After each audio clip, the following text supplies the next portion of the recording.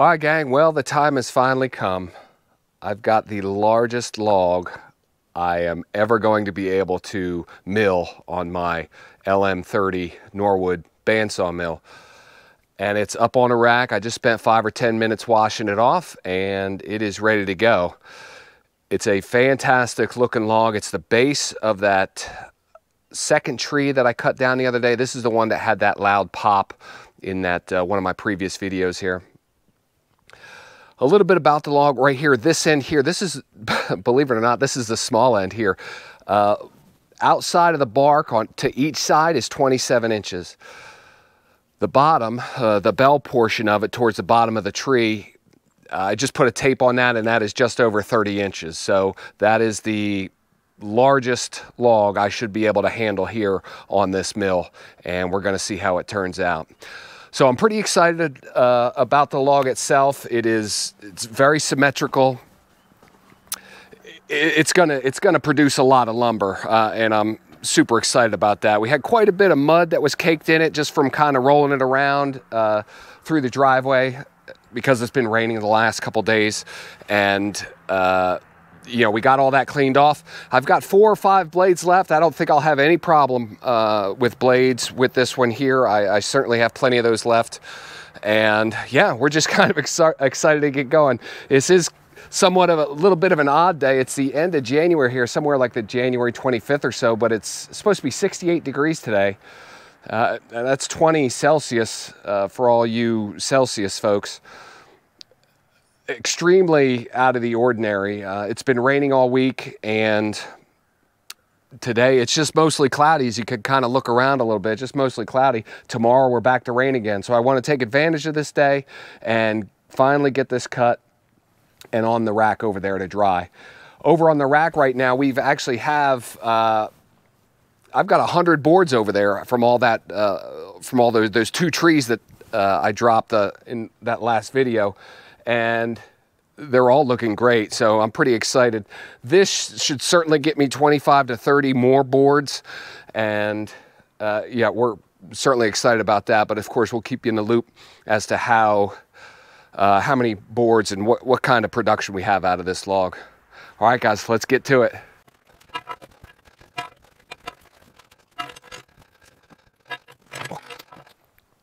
Okay, I've got the log centered on the track pretty close. I mean, it's really, I'm real happy with it.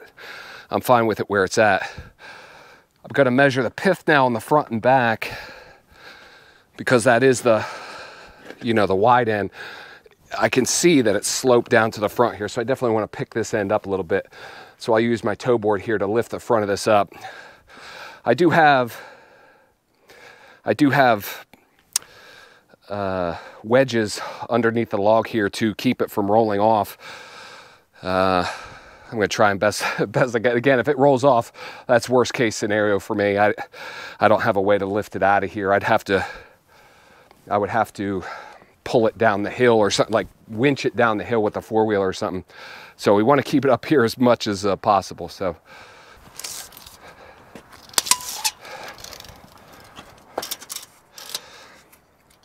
okay, pith on the front is 36.5 inches from the concrete.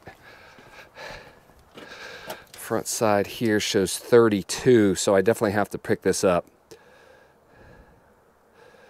Definitely gonna have to level this out.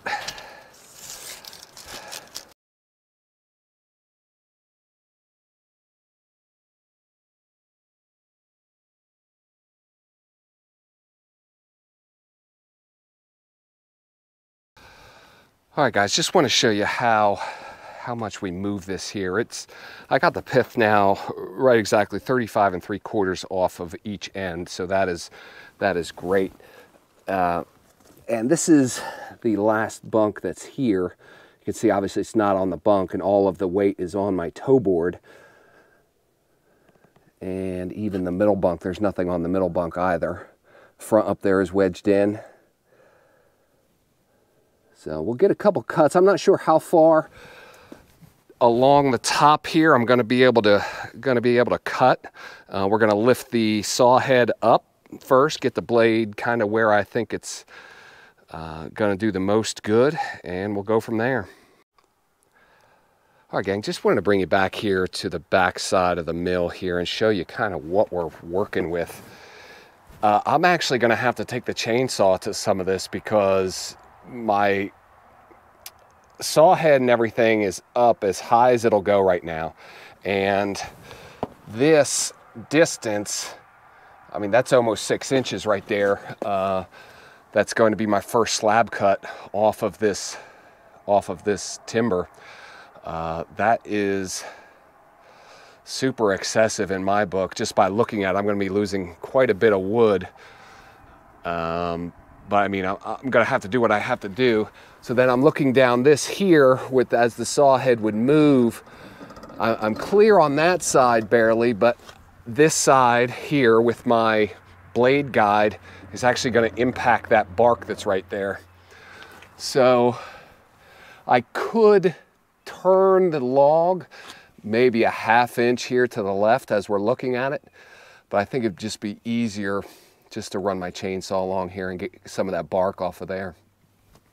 And then along the top here, my blade guard, a plastic blade guard that's on the front, is actually going to impact some of that bark as well. So I'm going to have to chainsaw some of that off.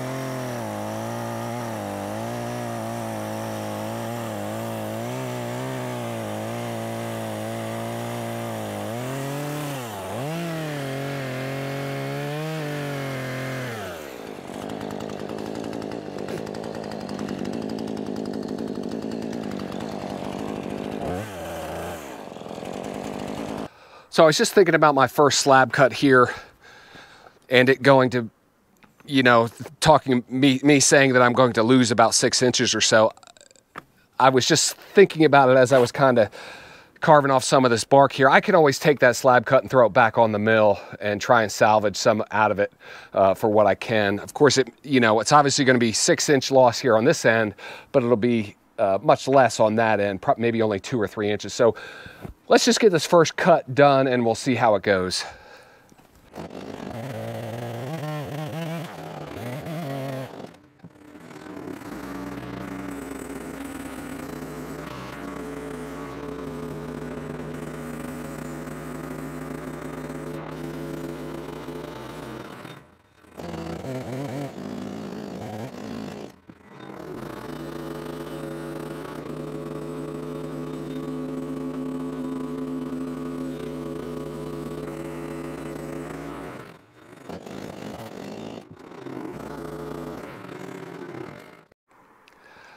All right, guys, here's the small end and how this kind of turned out here. It looks like I have only about 3 or so inches, and of course that's mainly sapwood here, but I'm sure I could get a board out of this, so I'm not going to, throw this right on the burn pile.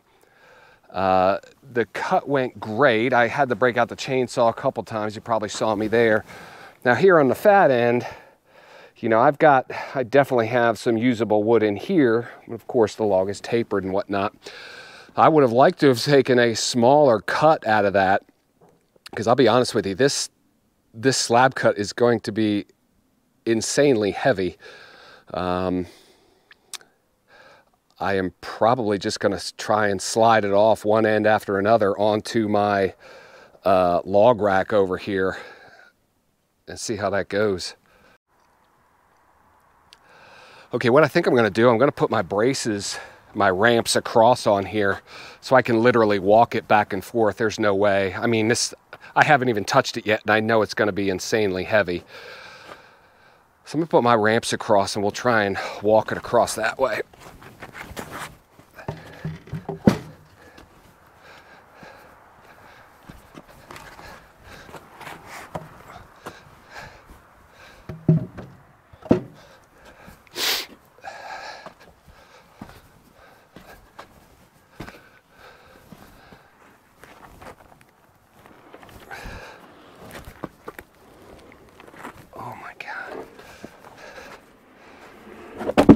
Oh,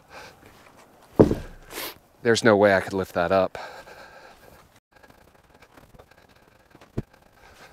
So even if I don't end up coming back to put this back on the mill, I could easily cut this up into usable firewood for sure.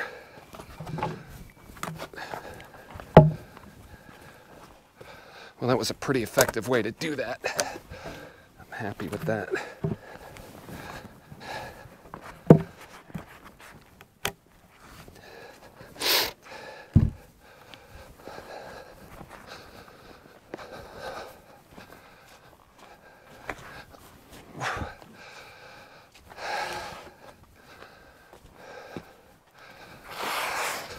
Cut looks great. I don't have any diving of the blade at all.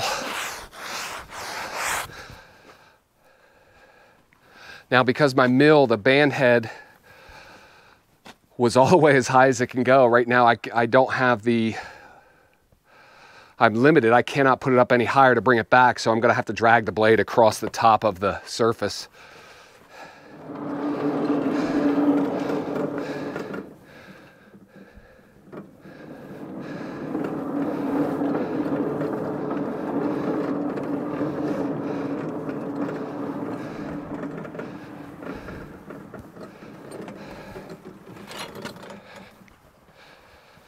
All right, well, now comes really the first exciting part of this whole event here. So I've already dropped the toe board on the small end now, so you can see it's kind of sloped down towards you know, the small end right now. But I need to roll it back a little bit, back towards you guys, because I have to raise my log stops up here a little bit in order for me to be able to turn it. If I was to try and turn it right now, the log stops are so low that the tree limb would actually just roll up over it, and then the log would end up out here, and nobody wants that. So I've got to work on now. I got to get my wedges out and then let it kind of roll back a little bit, not too far, but just enough to where I can get some extension out of my log stops here.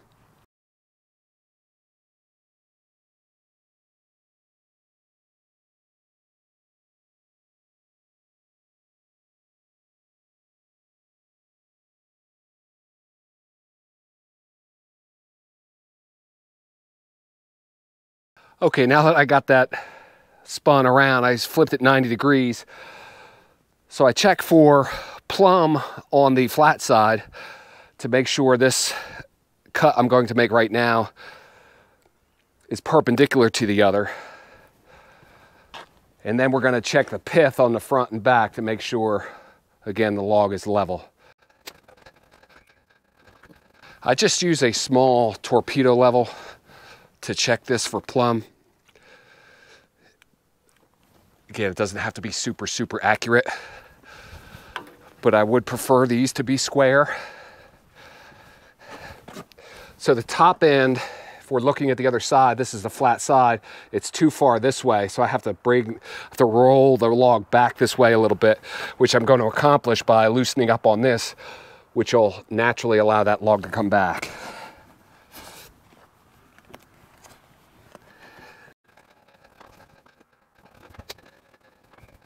Just another hair.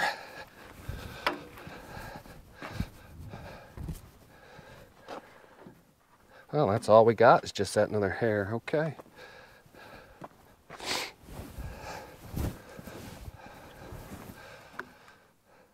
Yeah, that's great.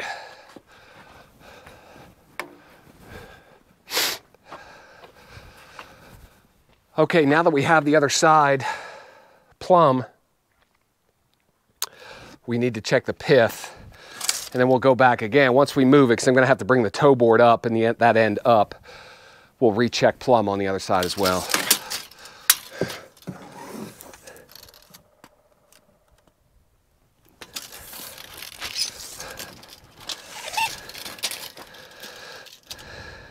So that was 37 1/4 on the big end, and this end is just over 30, well, just about 33 1/4. So we're gonna have to bring it up about the same amount as we did for the first cut.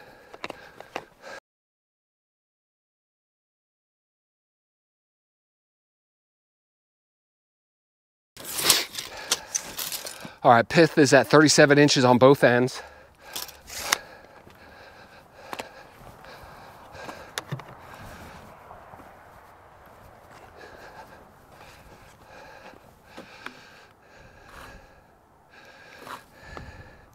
And we did end up pushing the log a little bit this way, so I'm actually gonna push the top of it this way just a little bit because it did move.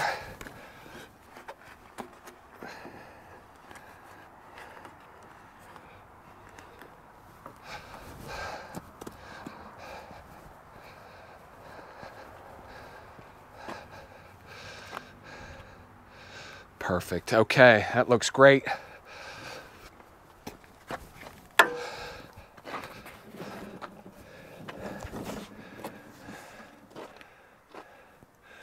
Now the mill is still up, the band head is still up as high as it can go. So I've got about a 1/2 inch of clearance here. So I should be good the rest of the way, and I'll be good for this blade stop here. This should be okay the whole way down. Again, this is going to be a pretty large slab cut coming off of this.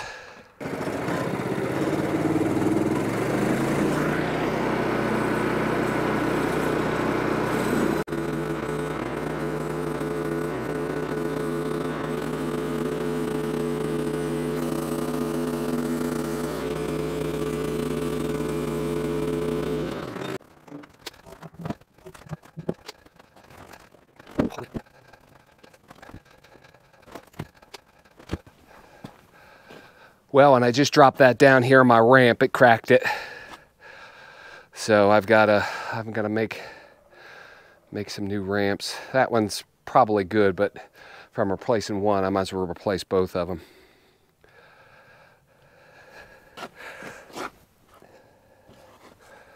Well, good thing this is my last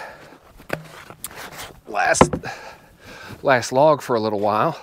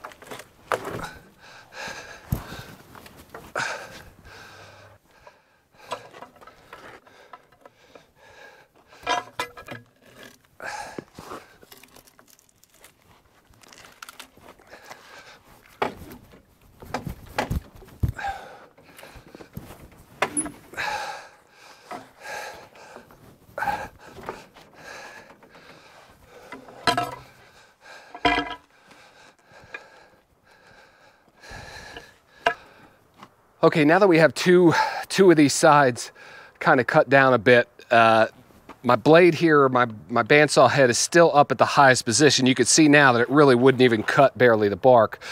So we'll be able to cut slabs now at a relatively manageable size, so I don't have to kind of slide them off and walk them across. So we'll be able to take much smaller bites out of this, and should make it smoother going from here on out.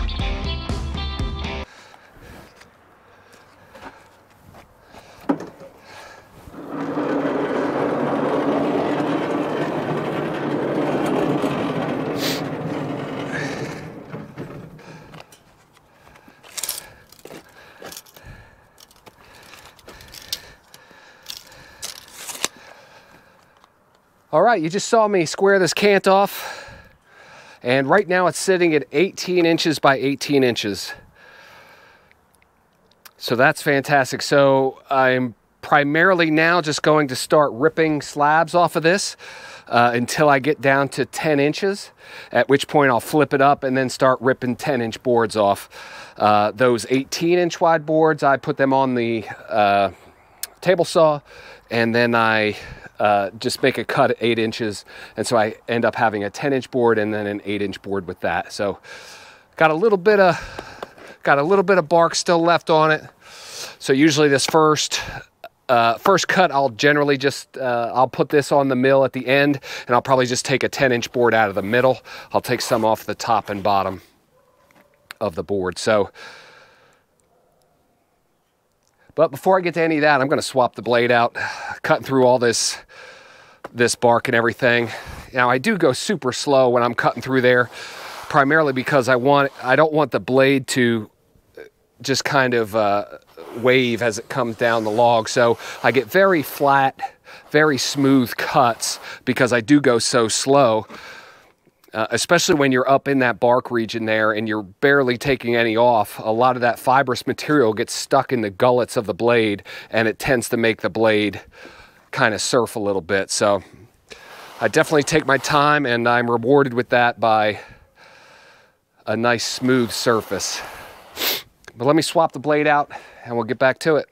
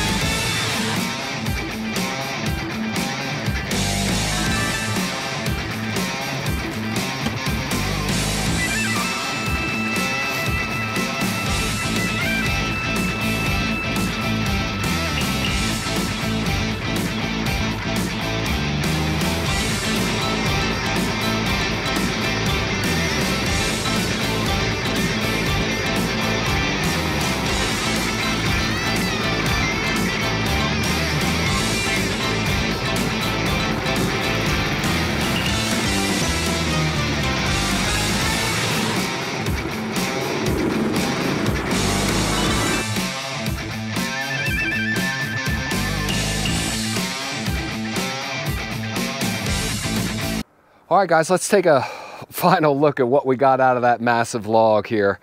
I still have some work to do, so we'll kind of tally that into our totals here, but sitting right here, we've got 18 1x10s. After trimming some of the bark off of some of those wider pieces, I ended up getting 2 1x6s. Now these are 18 inches wide, so what I'm going to do, because I can't make an 8-inch wide board on the mill by standing this up, just because the distance between the blade and the housing, I'm going to put these on the table saw. I'll make a cut, and I'll end up having a 10-inch board and an 8-inch board.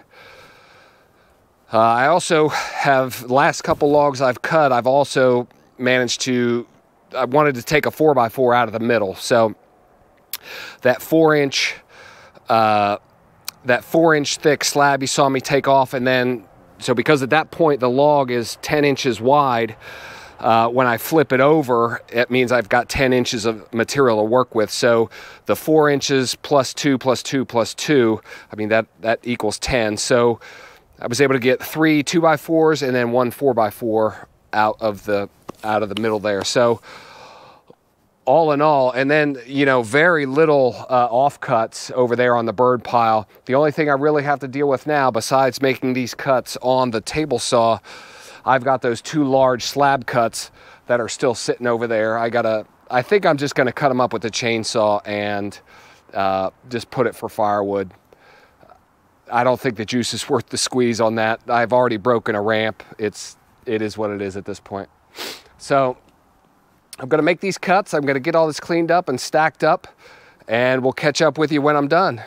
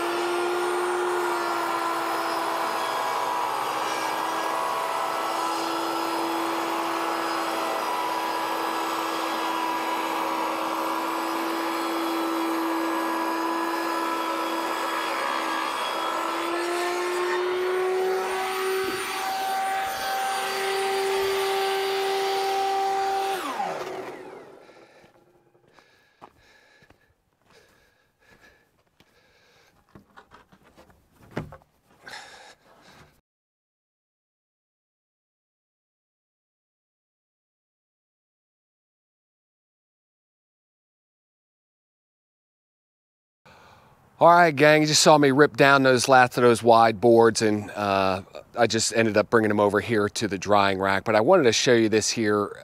I'm super happy with the progress I made this week. Taking a look at the pile that we have now. Now, keep in mind, 2 weeks ago, this was absolutely empty.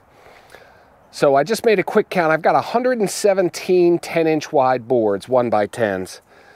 I've got 4 1x6s, and probably somewhere in the neighborhood of 10 1x8s. So fantastic, lots of quality lumber that I'm going to be able to use here to finish off cabin 2. I think I have everything now that I need to finish cabin 2 for certain, and that would probably also include all the interior stuff that I still have to do on cabins 1 and 3. So that being said, that's all. I would generally consider that kind of vertical stuff. So interior sheathing, exterior sheathing, walls for the bathroom, things like that. What my most likely next move is getting back under these tarps and start digging out some of this oak that's in there, because I'd like to start moving on to putting down some of the flooring. check me on that. I'm gonna need to get down there and kind of look. I don't remember where I'm at inside of cabins 1 and 3, and you know, I still have to put in the shower stalls. That's got to go in before the flooring goes in. I'd like to get more of the plumbing done, the sink connection and stuff.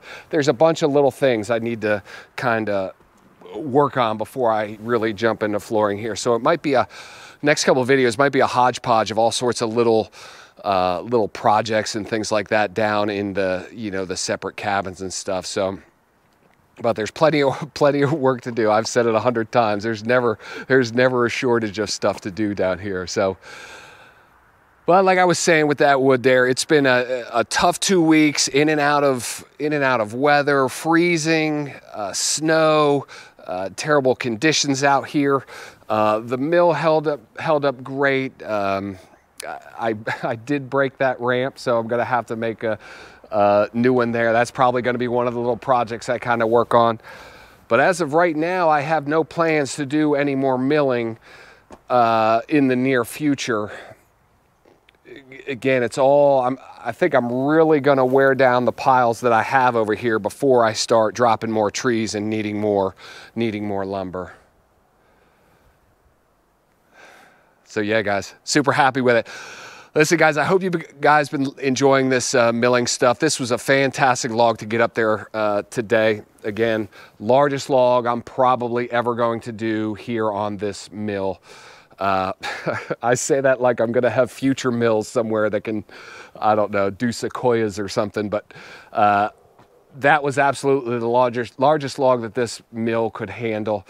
And I'm glad I was able to capture it here for you guys. And yeah, it was a lot of fun. So it was a good day. Listen, guys, thanks for hanging out. We'll see you on the next one.